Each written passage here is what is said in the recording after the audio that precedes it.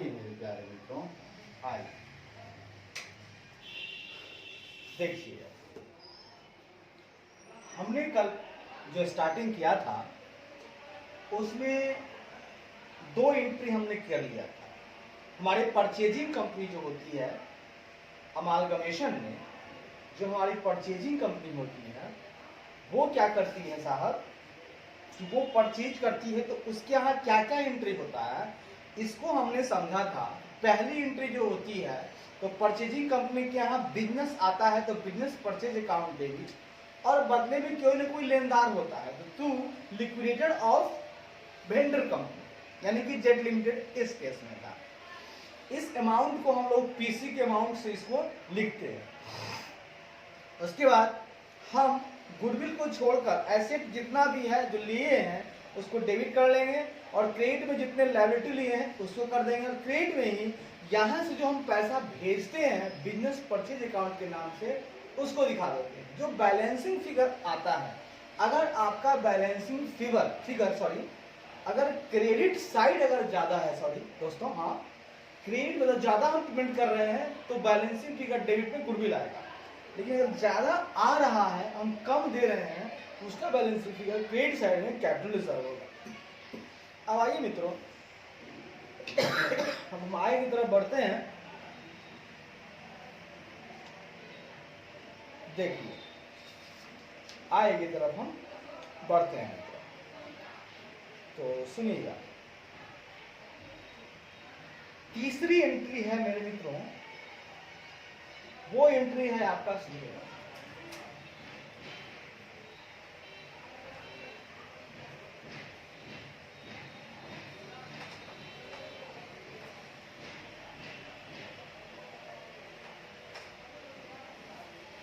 जो हमारी तीसरी एंट्री होगी वो क्या एंट्री, जरा सुनिएगा। एंट्री होगा कि साहब जो हमारी लिक्विडेटर्स हैं, यानी जिसकी कंपनी को हमने खरीदा है, जिसको हमने क्रेडिट किया था, क्या हमें उसे पैसे नहीं देना चाहिए दोस्तों? यस सर, देना चाहिए। आइए मैं उसको क्या क्या चीज दे रहा हूं उस बात को मैं आपको दिखाता हूं, ठीक है? तो चूंकि लेनदार होता है क्रेडिट, तो खत्म करने के लिए हमको पहले लिखना होगा,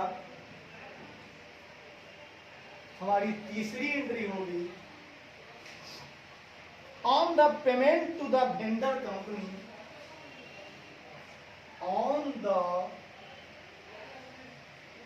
payment to the vendor company, on the payment to the vendor company, the balance at its credit company, the balance at its credit, उसकी उधारी पर जो भी पैसा हुआ है, जो कंपनी बिक रही है उसको उसकी उधारी के लिए, उधार माल लिए हैं मुझसे, तो उसकी उधारी के लिए, है ना, विक्रेता कंपनी को उसकी उधारी की कीमत चुकाने के लिए, है ना, उसकी उधारी करके उसको चुकाने के लिए the entry to be made by Y limited, तो वाई लिमिटेड यानी परचेजिंग कंपनी के द्वारा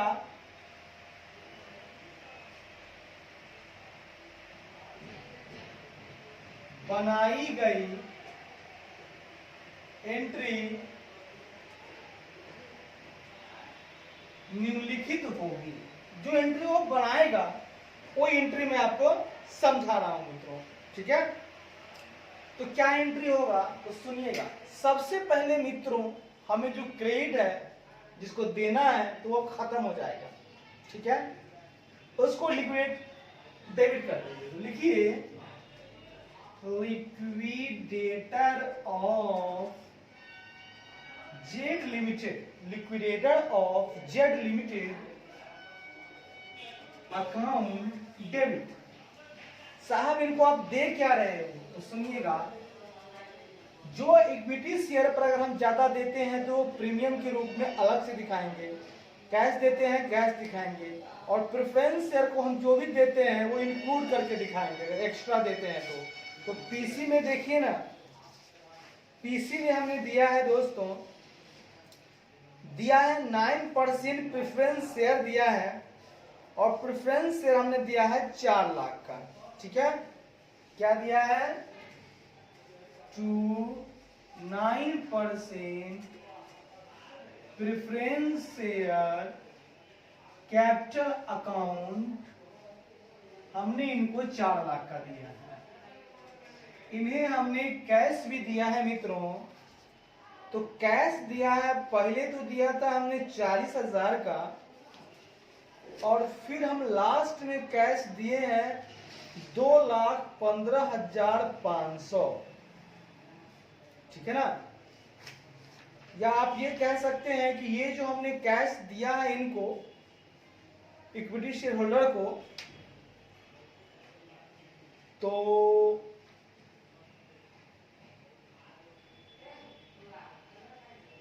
ये तो उनके बुक में था, हमने यहां कितना दिया, यहां हमने कैश का बैलेंस दिया था, जो हम क्लोजिंग एंट्री जब कर रहे थे मित्रों, तो वहां पे कैश हमने दिया था 2,15,500, लेकिन वाकई जब परचेजिंग कर रहे तो कैश पूरा कितना दिए थे, 1,60 ये और 40,000, यानी कि 2 लाख, 1,60,000 और प्लस 40,000, यानी कि 2 लाख कैश इनको हम दे रहे थे मित्रों। उसके बाद हमने दिया है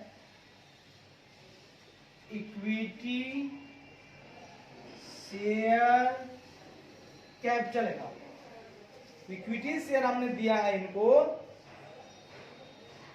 140 रुपये। ठीक है,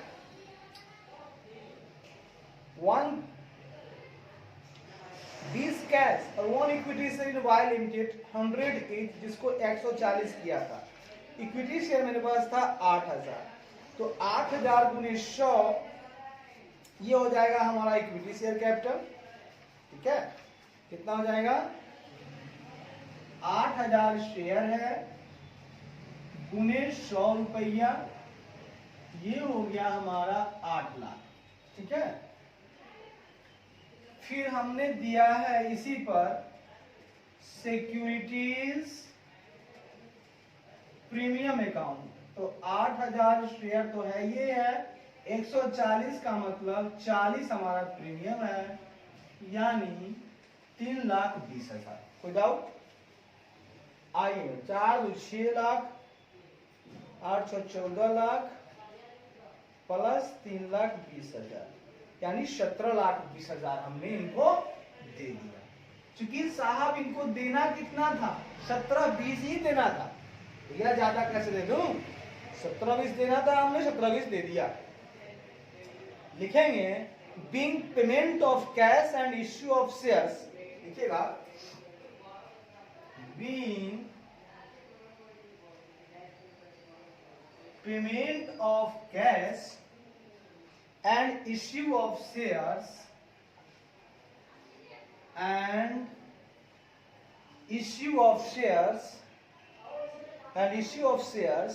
in satisfaction of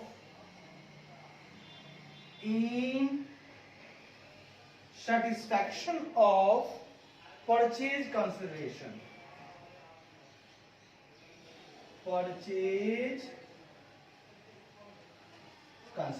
ठीक है। अब चौथा नंबर में सुनिएगा मित्रों, पीसी देने के बाद परचेजिंग कंपनी ने बोला कि भैया तेरा डिवेंचर ना 7% डिवेंचर मैं दूंगा, तेरा 6% डिवेंचर के बदले मैं तेरे को 7% डिवेंचर दूंगा, और वो भी 105 रुपये वाला दूंगा। ठीक है, तेरा 2 लाख था, 100 रुपये वाला दूंगा तेरे को 105, यानी 2,10,000 दूंगा। तो मैंने बताया सबसे 6% मतलब डिवेंचर इन जेड लिमिटेड खत्म करना होगा हमको। 6% डिवेंचर इन जेड लिमिटेड अकाउंट डेबिट, ये खत्म हो गया हमारा। कितने से खत्म हो गया?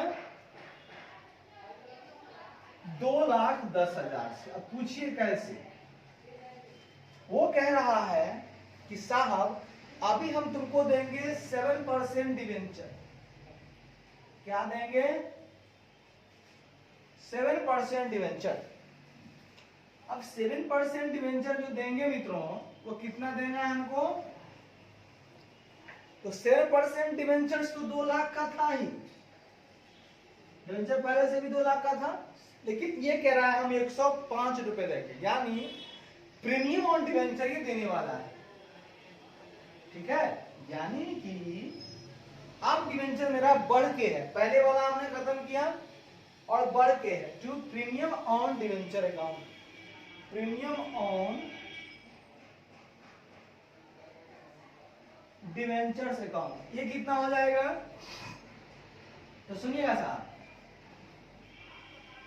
2 लाख भागा 100 गुने 105, यानी कि 2,10,000 हो रहा है। यानी 2 और इसके अंतर कितना है? यानी प्रीमियम 10,000 हो गया। ठीक है, देखिएगा, being debenture issued, being debenture issued on premium on a scheme of amalgamation, ज्यादा दिया गया 2,10,000 का। चलिए ये भी हो गया, गुड। अब मित्रों लगभग मेरा खत्म हो गया है, लेकिन चूंकि वाई लिमिटेड जो है कह रहा है कि तेरी जो खर्चे हैं, तुझको जो करना था 12,500 तूने किया भी थ्रू कैश करके, तूने कैश करके 12,500 किया है, जिसमें तूने मेरे ऊपर एक काम किया कि 10,000 का मुझको रेडर बनाया है, यानी कि मेरे द्वारा कैश दिया गया है। किसको? तो मेरे द्वारा कैश दिया गया है। ये अपनी बुक में क्या दिखाएगा? भैया हमने खर्चा किया, हमने लिक्विडेशन पे खर्चा किया है, लेकिन अब नई कंपनी है, अब खुद को कैसे दिखाए कि मैंने खर्चा किया फालतू फालतू का?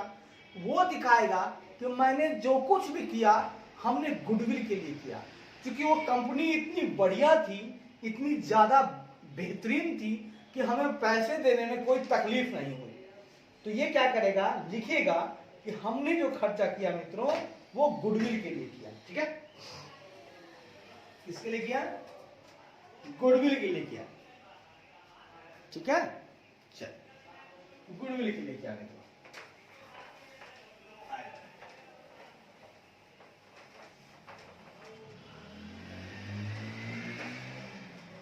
देखिए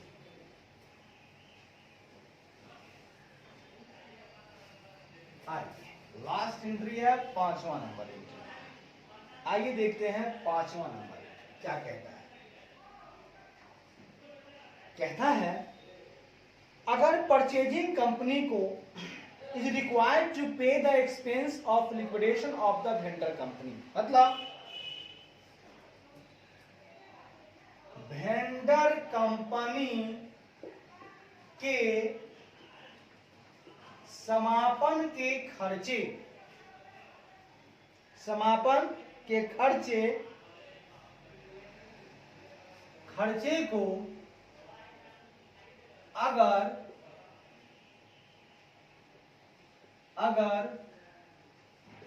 परचेजिंग कंपनी को भुगतान करने की आवश्यकता है, ये कह रहा है भुगतान करने की आवश्यकता है, तो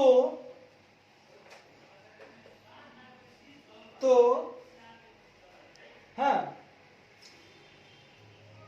तो गुडविल से तो उस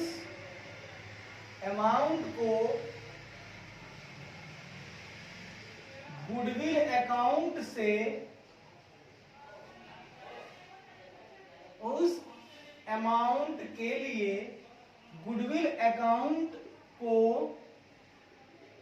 डेबिट करना होगा,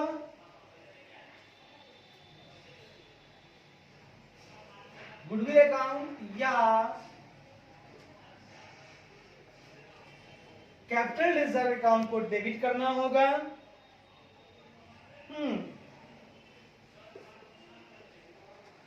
जैसा केस होगा वैसा अकाउंट लिखा जाएगा। इस केस में अभी वाले केस में एंट्री होगी, क्या एंट्री होगी सुन लीजिएगा। हमने 10,000 खर्च किया, पैसा यहां से गया, तो लिखेंगे goodwill account debit, goodwill account debit, goodwill account debit to cash account. Narration लिखेंगे being amount paid towards, being amount paid towards liquidation expense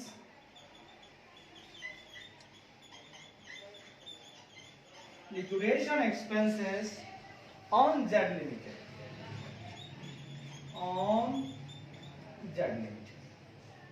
बहुत बढ़िया, बहुत शानदार मेरे मित्रों, बहुत शानदार।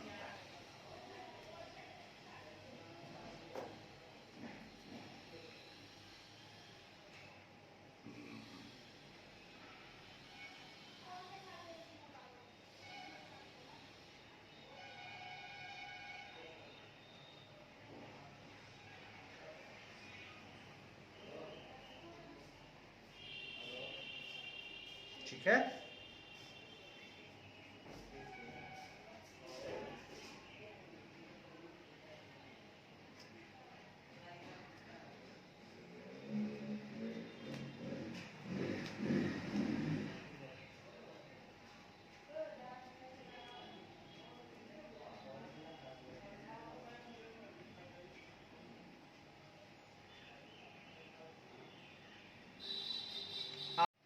आइए मेरे प्यारे मित्रों, आइए मेरे प्यारे मित्रों, आइए।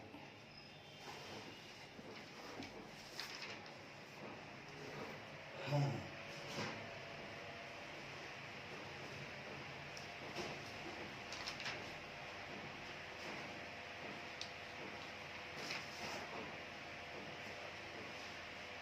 देखिए मेरे प्यारे मित्रों, अब हम चर्चा को आगे बढ़ाते हैं।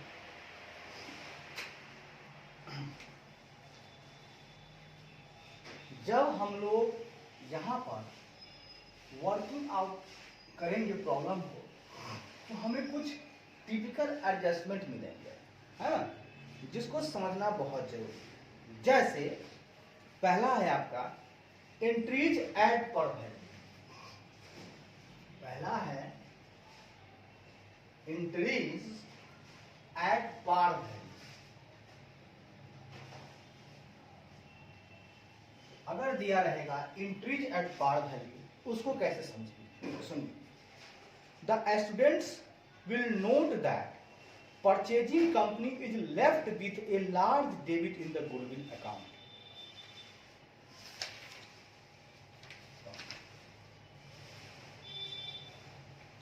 स्टेप नंबर टू,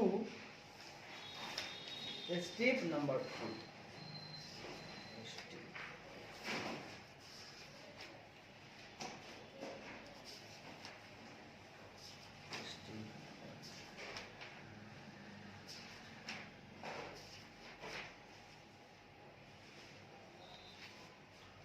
हमने पहले जो स्टेप दिखाया था आपका परचेज मेथड का, हाँ, स्टेप 1, स्टेप 2, स्टेप 3, और फिर पूलिंग का ही बताया था, स्टेप 1, स्टेप 2 और स्टेप 3 बताया था ना।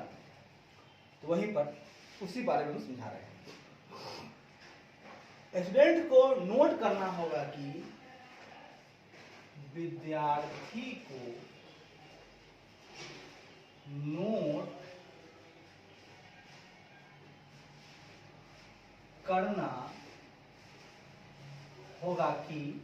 को नोट करना होगा कि परचेजिंग कंपनी जो है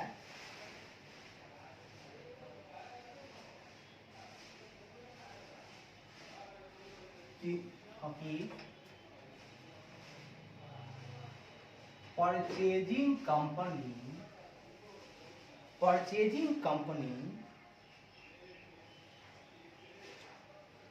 अपने परचेजिंग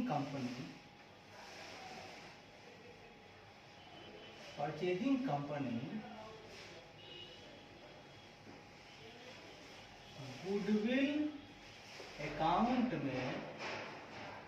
गुडविल अकाउंट में लार्ज डेबिट के साथ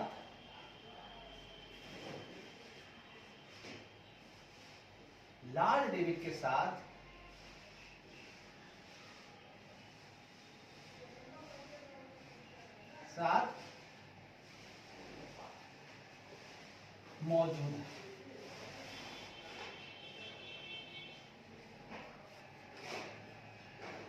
जो कि स्टेप नंबर 2 में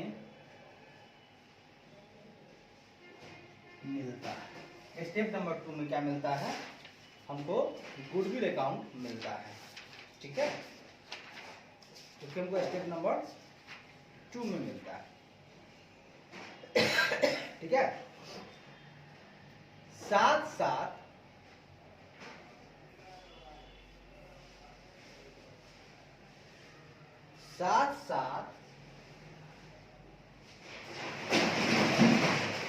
ही साथ सिक्योरिटीज प्रीमियम अकाउंट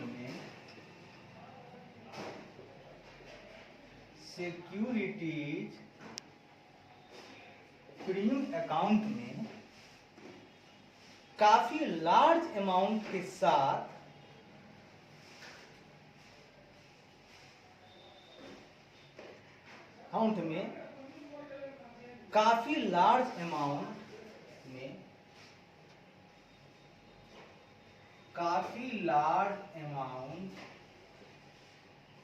मौजूद है, जो कि स्टेप नंबर 3 में मिलता है। ठीक है, however the two cannot adjust it। इन दोनों को कभी भी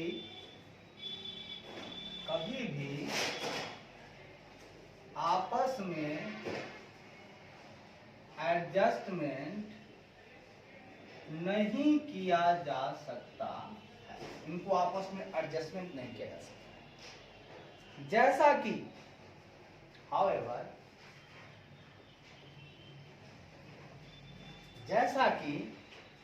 यह it would be permissible to negotiate on the basis to the market value of the assets। जैसा कि यह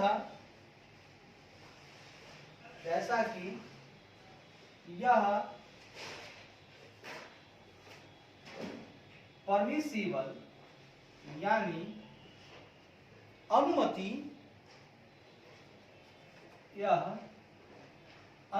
योग्य है कि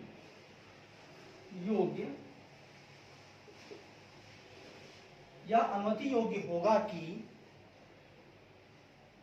कि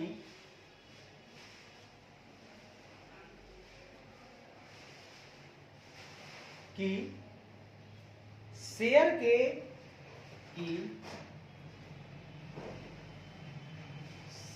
के मार्केट वैल्यू, शेयर के मार्केट वैल्यू के आधार पर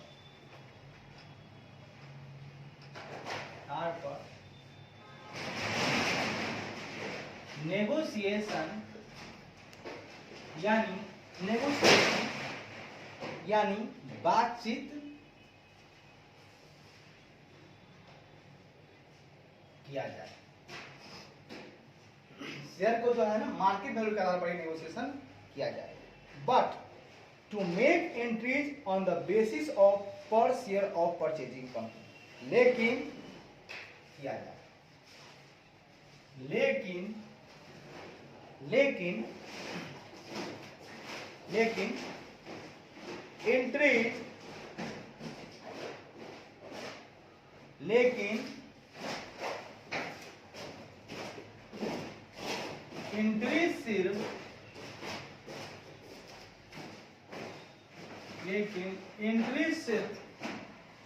एंट्री सिर्फ परचेजिंग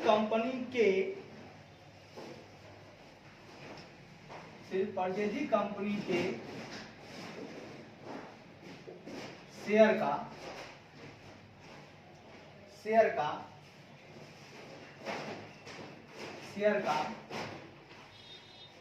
एंट्री सिर्फ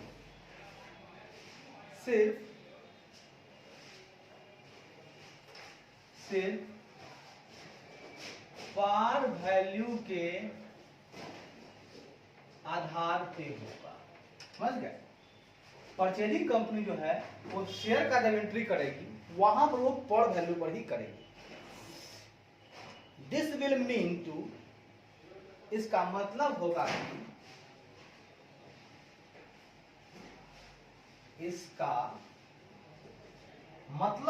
कि गुडविल अकाउंट या capital will be automatically adjusted for the security premium.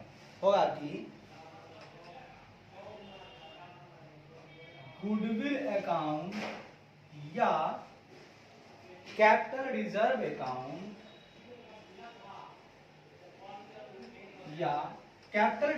Account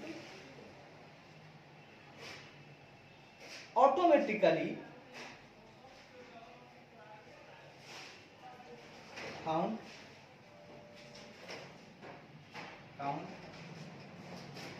securities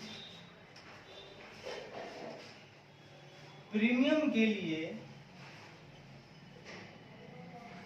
अपने आप, मतलब ऑटोमेटिकली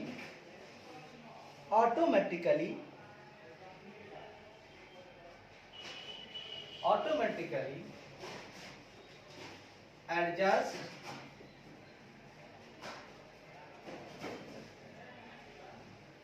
हो जाएगा। इसका मतलब होगा कि गुडविल अकाउंट या capital reserve account security premium के लिए अपने आप ऑटोमेटिकली एडजस्ट हो जाएगा।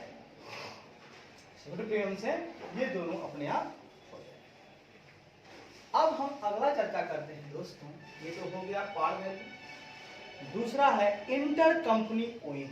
अगर आपका एक एडजस्टमेंट आता है तो यहां हम क्या समझाएं, अगर आपको है ना एंट्री आपको पार वैल्यू पे करना होगा, आता है आपको सिक्योरिटी प्रीमियम आता है तो अलग से दिखाइए, और वो सिक्योरिटी प्रीमियम जो है अपने आप एडजस्ट हो जाएगा गुडविल या कैपिटल रिजर्व से, जो भी आपको आता है। क्योंकि एक स्टेप में गुडविल अकाउंट आ सकता है और एक स्टेप में आपके पास कैपिटल रिजर्व आ सकता है। ठीक है? तो वैसे तो इन दोनों को, गुडविल को और सिक्योरिटी प्रीमियम को आपस में एडजस्टमेंट नहीं किया जा सकता है।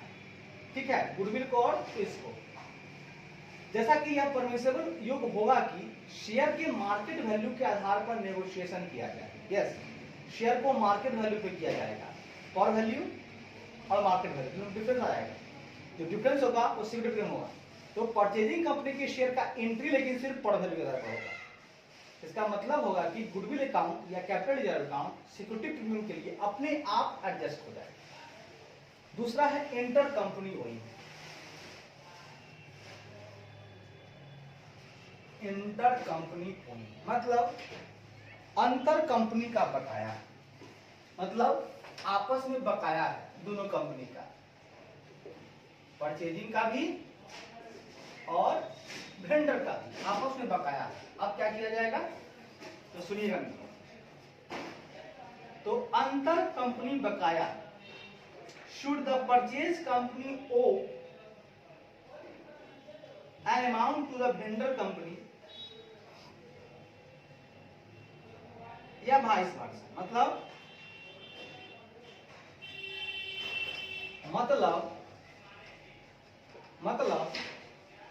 परचेजिंग कंपनी ने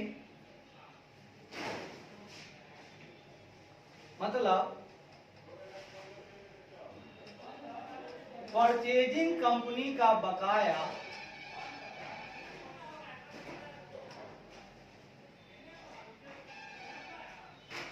वेंडर कंपनी के पास हो या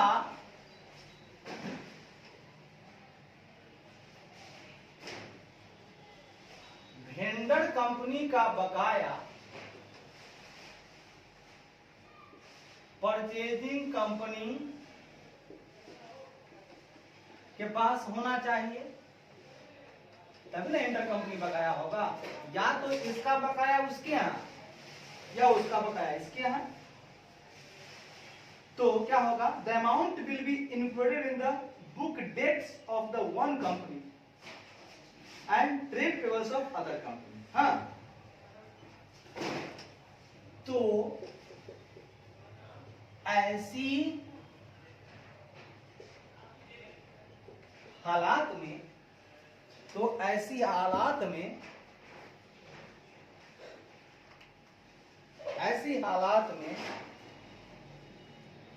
एक कंपनी के बुक डेट में, हाल में एक कंपनी के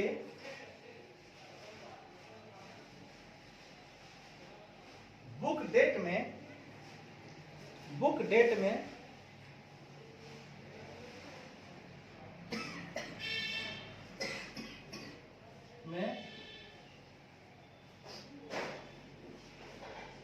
अमाउंट इंक्लूडेड होगा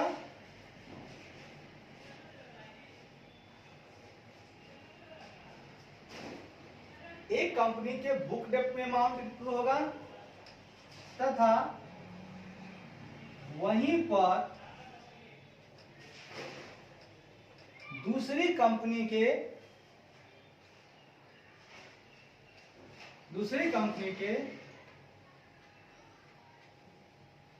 ट्रेड पेबल में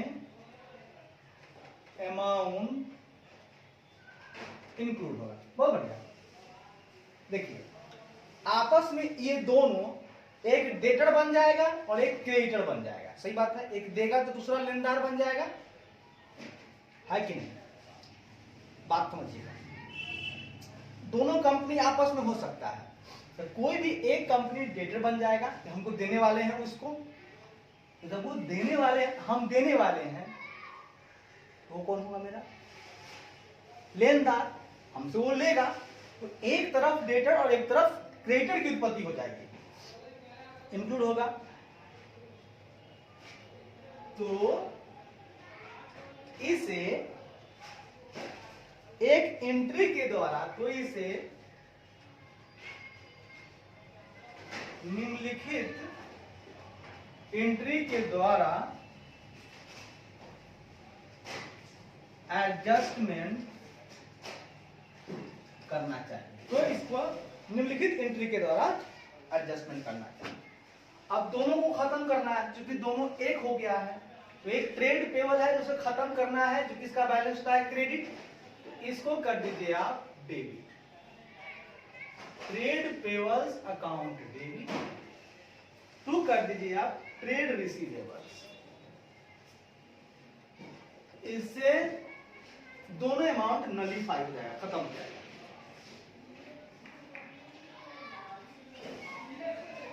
आप सुनिएगा, यह एंट्री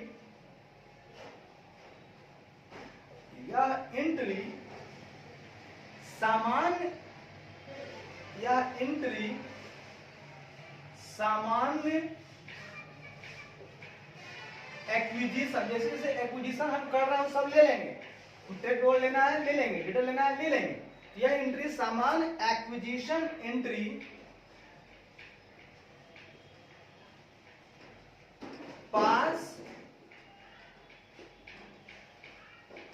पास हो जाने के बाद बनाना चाहिए। यह एंट्री का सामान एक्विजिशन एंट्री है, क्योंकि परचेजिंग कंपनी खरीद रही है तो खरीद लेगी, उसका डेटर भी उसका क्रेडिटर भी। खरीदने के बाद जो एडजस्टमेंट है, जितना का अमाउंट का एडजस्ट करना होगा उतना का अमाउंट का एडजस्टमेंट एंट्री हम लोग रियलाइजेशन अकाउंट के बनाते समय रियलाइजेशन अकाउंट को बनाते समय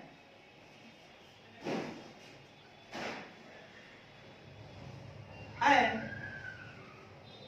बिजनेस परचेज एंट्री को पास करते समय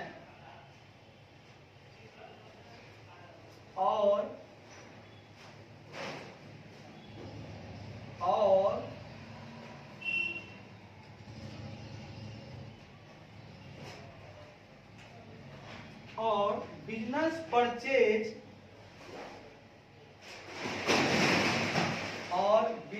परचेज की एंट्री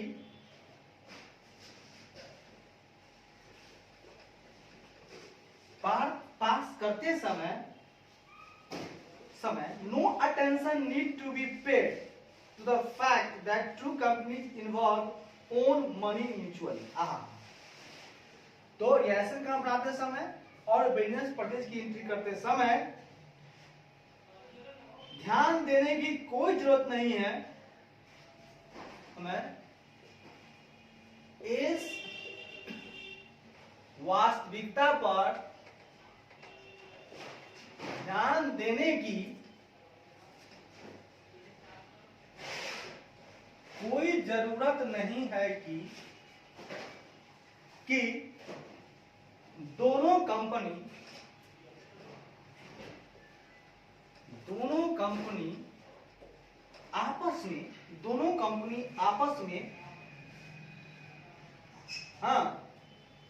आपस में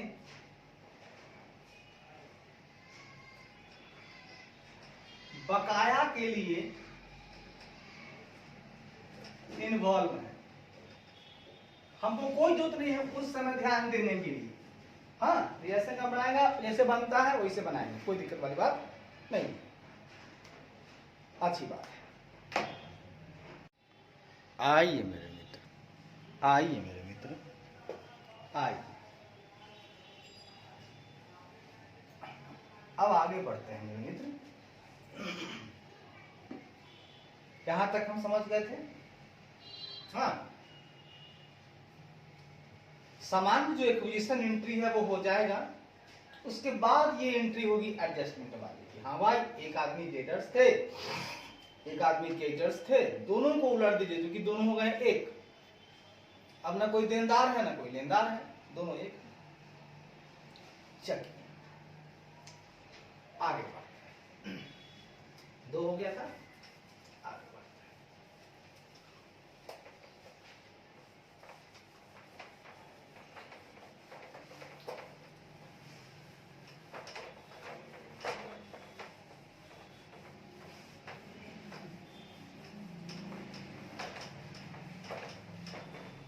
अब देखिए मेरे मित्र, इसकी कहानी आगे क्या है। Adjustment of the value of stock, सुनिएगा, adjustment of the value of stock. एक एडजस्टमेंट और आ सकता है दोस्त कि आपको जो स्टॉक है ना उसके वैल्यू को एडजस्ट करने की जरूरत पड़ सकती है। होता क्या है, दोनों कंपनी एक होने के पहले हो सकता है कुछ माल उसको दिया हुआ हो बेचने के लिए, उसमें कुछ माल को स्टॉक में उसका पड़ा रह गया, बिका नहीं, जो इसको रिटर्न करना होगा। तो जो कंपनी भेजी होगी माल को, वो अपना प्रॉफिट ऐड करके उसको भेजी होगी। तो अब चूंकि वो माल अब इसी का हो जाएगा, क्योंकि दोनों कंपनी एक हो रही है। जब एक हो जाएगा तो ये प्रॉफिट तो एकदम हवा वाली हो जाएगी, इस प्रॉफिट का कोई मतलब होगा नहीं। तो उस प्रॉफिट को हटाना होगा एक्चुअल स्टॉक दिखाने के लिए। तो ये कह रहा है एडजस्ट करने के लिए, ठीक है। इंटर कंपनी ओइंग अराइज मतलब अंतर कंपनी बकाया जो उत्पन्न हो रहा है, ठीक है, सुनिएगा। अंतर कंपनी मतलब इंटर कंपनी बकाया की उत्पत्ति सामान्यतः, सही बात है, सामान्यतः गुड्स के सेल से या सामान्यतः गुड्स के सेल से या गुड्स के परचेज से होती है। सही बात है। आखिर कोई लेनदार बना या कोई देनदार बना तो क्या हुआ होगा, एक आदमी माल बेचा होगा, उधार माल बेचा, जिसको बेचा वो देनदार हो गया, ये लेनदार हो गया। यदि ये उधार खरीदा अगले से, दूसरी कंपनी से खरीदा, तो खरीदा तो क्या हुआ, वो माल बेच रहा है, आप खरीद रहे हैं, तो अब आप हो गए देनदार, वो हो गया लेनदार। यानी आपस में देनदार लेनदार की जो उत्पत्ति हुई होगी वो सेल और परचेज से हुई होगी, इसमें कोई डाउट नहीं। It is likely to that, यह संभव है कि, यह संभव है, यह संभव है, इसीलिए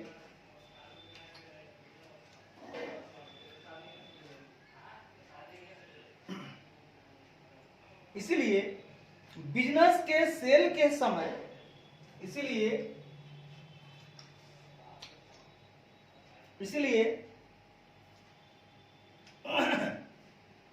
सेल ऑफ बिजनेस, इसीलिए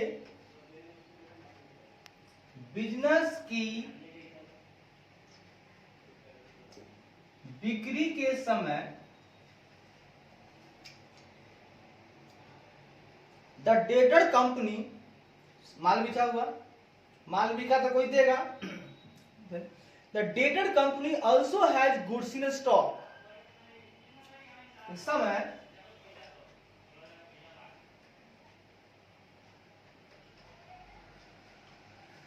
यानी कि माल हम बेचे तो अगली कंपनी मेरा देनदार हो गई, उधार माल बेचे हैं, पैसा देगी, तो डेटर कंपनी के पास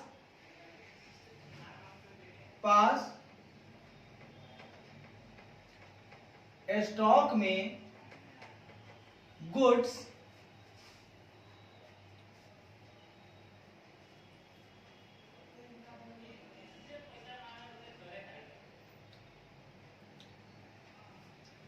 स्टॉक में स्टॉक में गुड्स है जिसको कि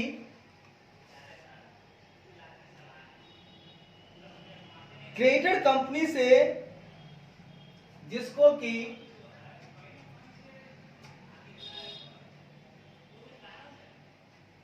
कंपनी से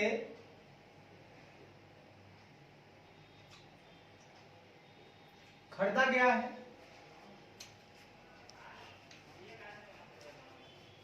सही बात है, खरीदा गया है। तथा तथा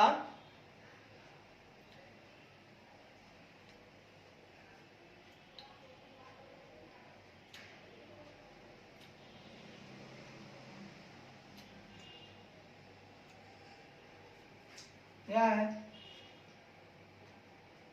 तथा डेटर कंपनी, जिसको माल बेच रहे हैं, डेटर कंपनी के कॉस्ट में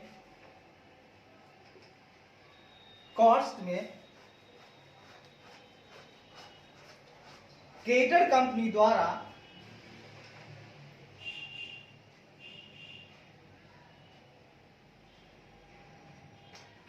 द्वारा प्रॉफिट इंक्लूड हुआ होगा, द्वारा प्रॉफिट को इंक्लूड किया गया होगा। ठीक है,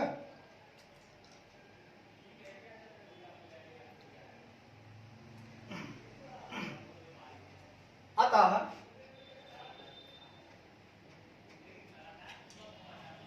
कंपनी को बिजनेस को टेक ओवर करने के बाद, अतः बिजनेस को करने के बाद यह आवश्यक है कि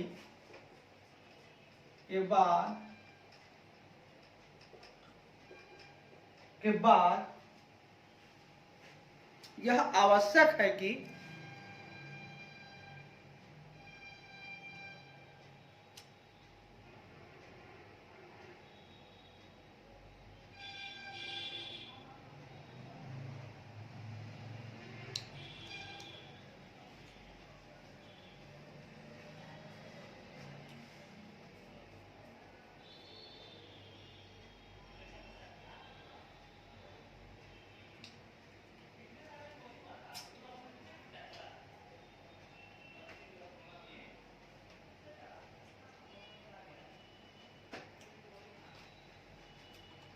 के बाद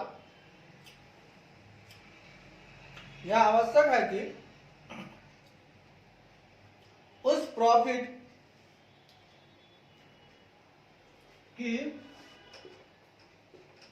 उस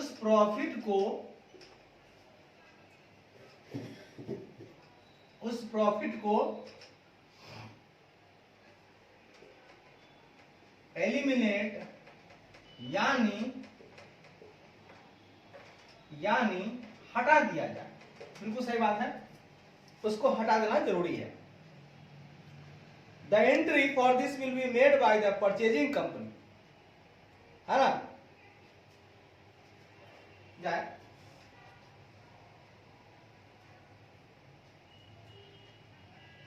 हटाने की एंट्री, प्रॉफिट हटाने की एंट्री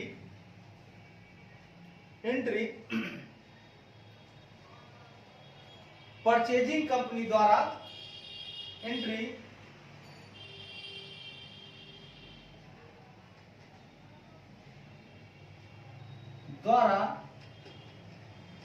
की जाएगी। जो परचेजिंग कंपनी है अब वो प्रॉफिट हटा लेगी। If it is the vendor company,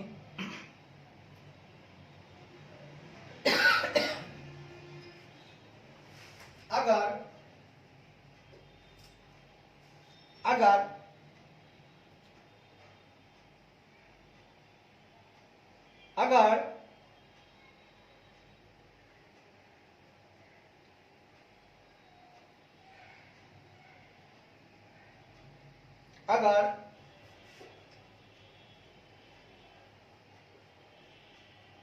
vendor company के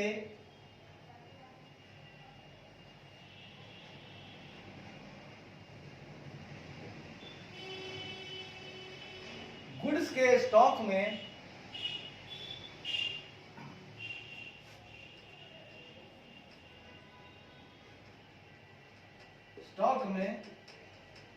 ऐसी गुड्स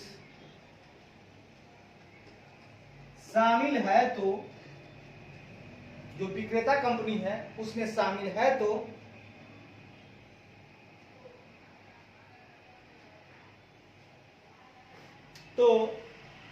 एक्विजिशन एंट्री के पास करने के समय तो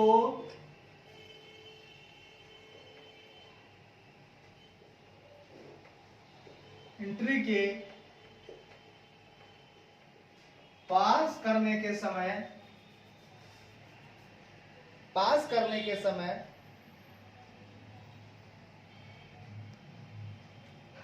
स्टॉक के वैल्यू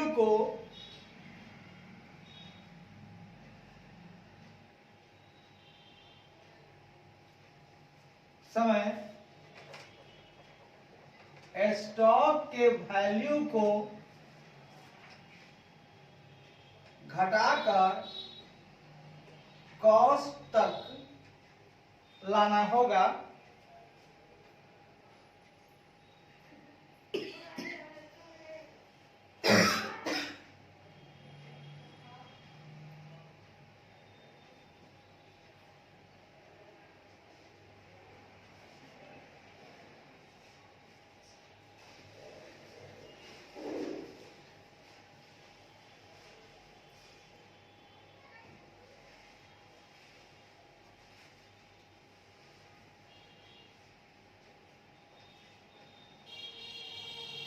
घटाकर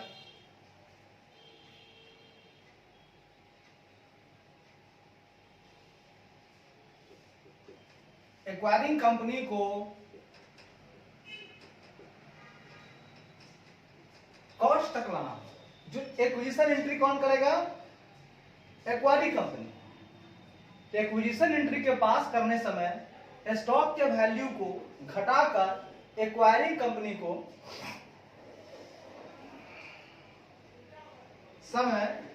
एक्वायरिंग कंपनी द्वारा को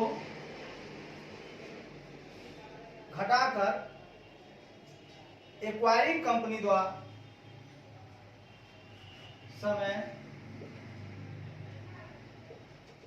एक्वायरिंग कंपनी द्वारा स्टॉक के वैल्यू को घटाकर कॉस्ट तक लाना होगा। घटाकर कॉस्ट तक लाना होगा एक्वायरिंग कंपनी को।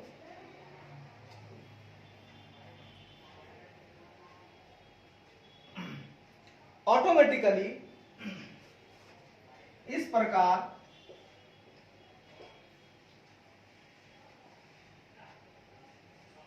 अपने आप गुडविल और कैपिटल रिजर्व अपने आप गुडविल या कैपिटल रिजर्व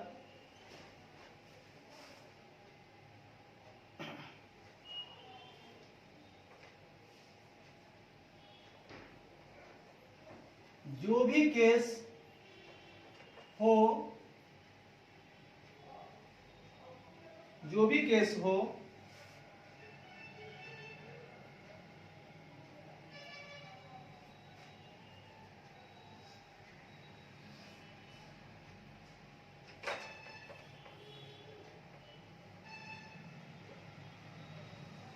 जैसा भी केस हो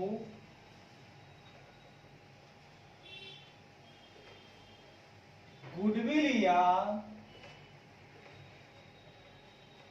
कैपिटल रिजर्व को एडजस्ट करना होगा। ठीक है, ठीक है। But if the original sale was made by the vendor company, अब देखिएगा ये तो परचेजिंग कंपनी किया है। अब सवाल है अगर वेंडर कंपनी ऐसा करेगा तो क्या होगा? ठीक है, अब सुनिएगा गौर से। यही काम अगर आपका वेंडर कंपनी करता है, बट सेल कौन किया था? परचेजिंग कंपनी किया था। लेकिन अगर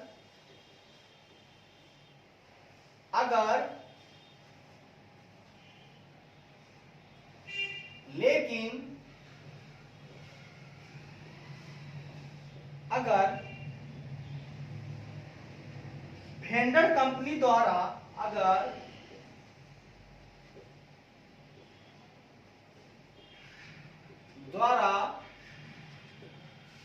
ओरिजिनल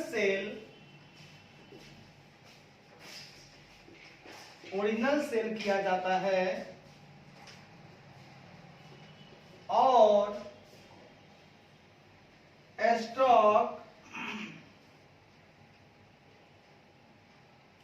स्टॉक उस कंपनी के पास है जिसने बिजनेस एक्वायर किया है।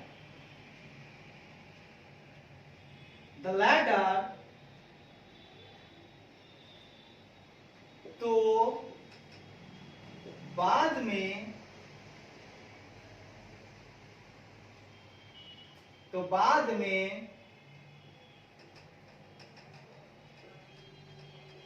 इस कंपनी को ओरिजिनल सेल तो वो किया, प्रॉफिट तो वो ऐड किए हुए हैं। अब क्या होगा, तो इस कंपनी को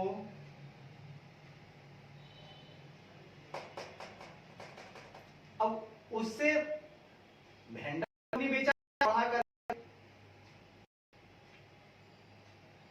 एक्वायर कर रहा है परचेजिंग कंपनी, इसको तो बढ़ा हुआ है। अब दोनों एक हो रहा है। अब क्या होगा, तो इस कंपनी को गुडविल या कैपिटल रिजर्व को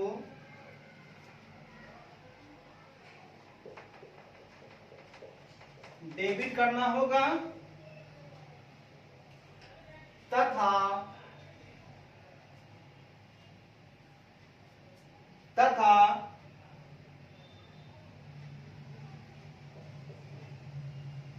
स्टॉक में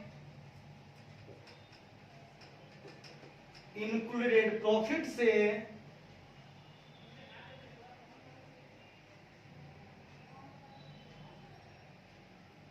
प्रॉफिट के अमाउंट से स्टॉक को क्रेडिट करना होगा, यानी कि स्टॉक को घटाना होगा। बहुत सुंदर। हमने क्या कह दिया, इसके पहले हमने पढ़ा दोस्तों, जो कि लिखा हुआ था inter company owing.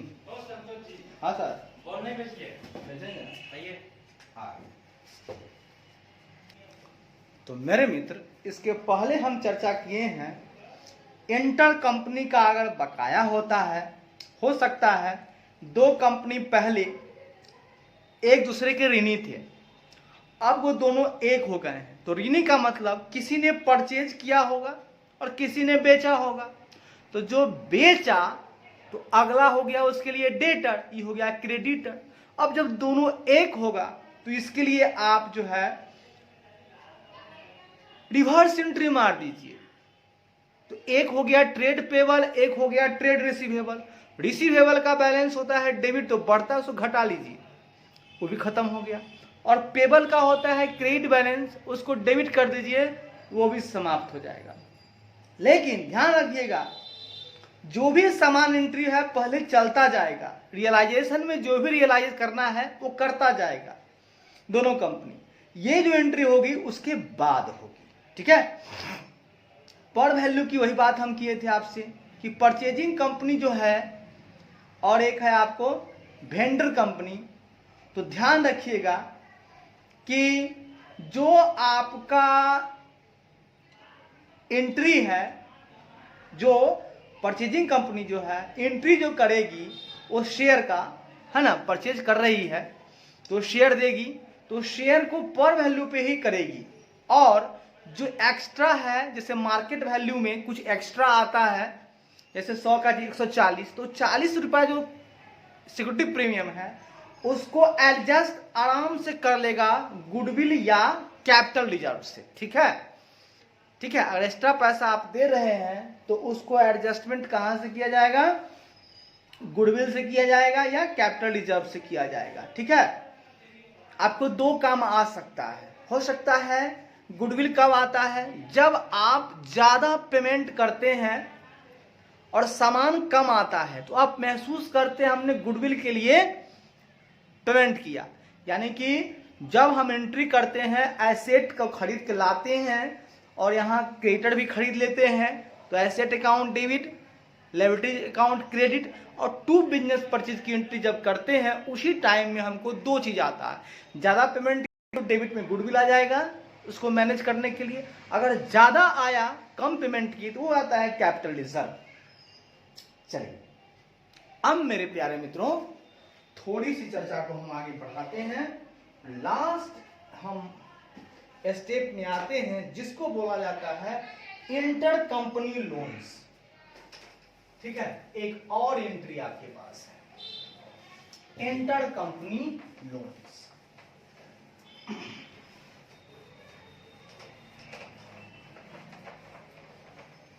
Inter company loans, ठीक है। आइए देखते हैं इंटर कंपनी लोन्स, ये भी एडजस्टमेंट कीजिए। इंटर कंपनी लोन्स मतलब अंतर, आपस में दोनों कंपनी में लोन का लेन देन कर रहा था, एक लोन दे रहा था एक लोन ले रहा था, एक लोन दे रहा था एक लोन ले रहा था। अच्छी बात। Where there is any loan taken by transfer company from the transferee company, जहां कहीं कोई लोन ट्रांसफर कंपनी द्वारा, ठीक है, ट्रांसफरी कंपनी से कोई लोन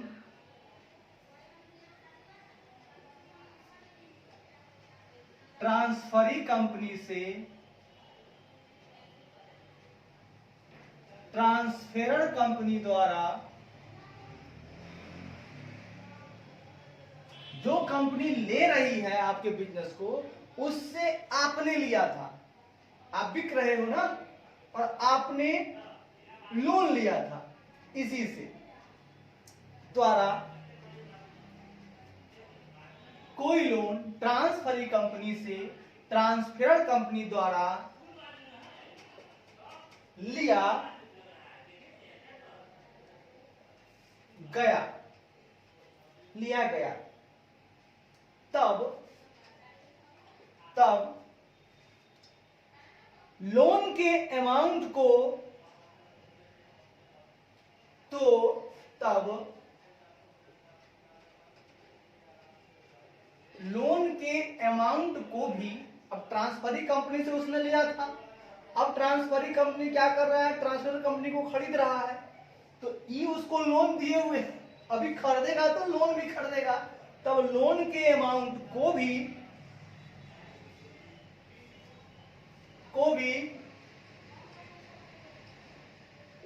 ट्रांसफरी कंपनी द्वारा ले लिया जाएगा और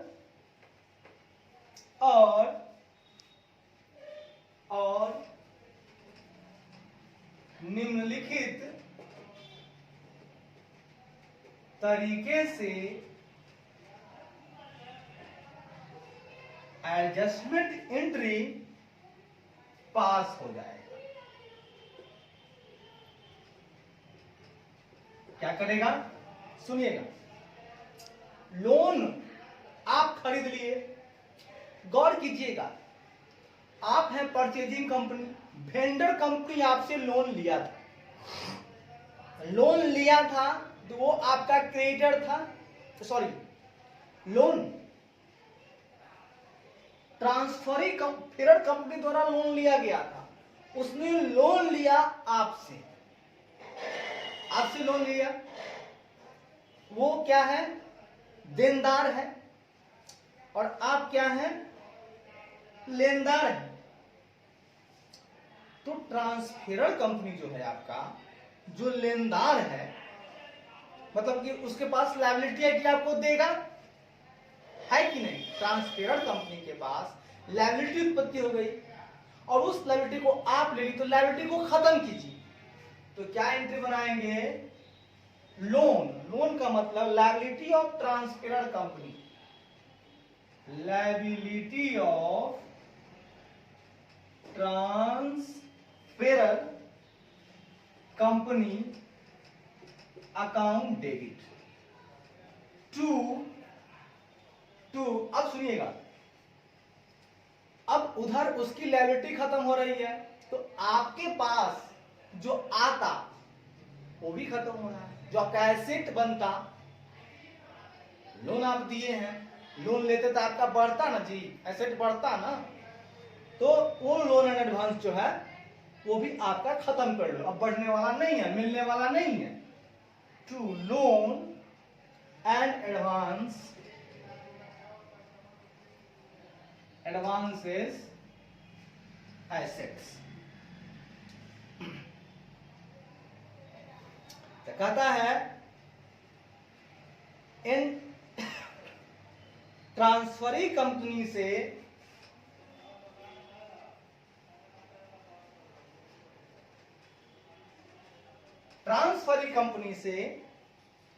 ट्रांसफेरर कंपनी द्वारा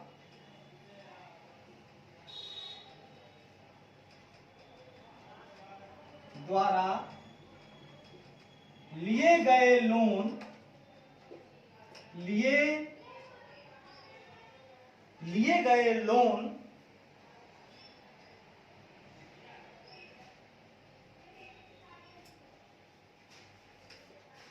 जो कि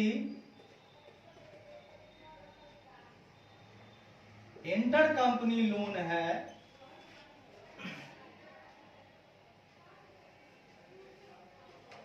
को एलिमिनेट मतलब समाप्त कर दिया गया, को एलिमिनेट यानी समाप्त कर दिया। ठीक है दोस्तों, धन्यवाद। अब आपका गेम जो है यहां तक सॉर्ट आउट हो गया है।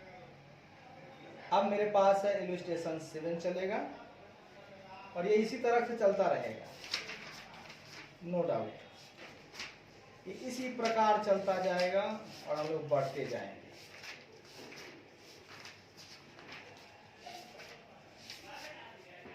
चलिए, धन्यवाद।